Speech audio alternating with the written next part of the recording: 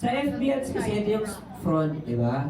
So, may two options tayo. Yung mga tao sa FB ads, pwede natin siyang dalhin sa Messenger. Okay? Tapos sa Messenger, after ng Messenger, pwede natin siyang dalhin sa website funnel. Baya yung sinabi ko diskarte kanina na if you want to book online, click here. Okay? So, or, the other option, from FB ads, mag-direct sila sa funnel. May mga ganun eh. May mga nag-i-stock sa inyo, dumiretso na sa website. Okay? Now, yung pag website or funnel, we need automation. Otherwise, hindi gagana yung mga form doon. Hindi gagana yung website. We need automation. Okay? So, yung automation, yung mga email confirmations, yan ang magdadala sa sale. Or, the other pathway is inquiry. So, it's not one flow, no? It's a web.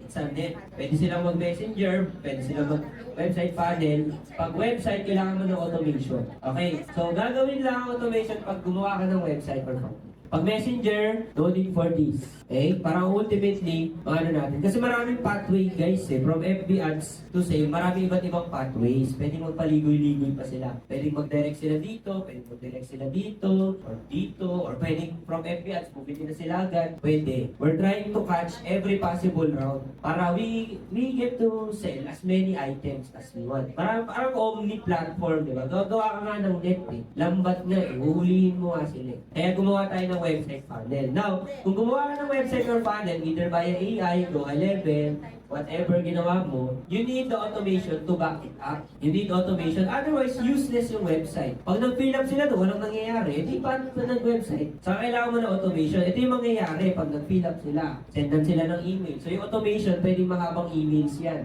Siguro mga 30 days.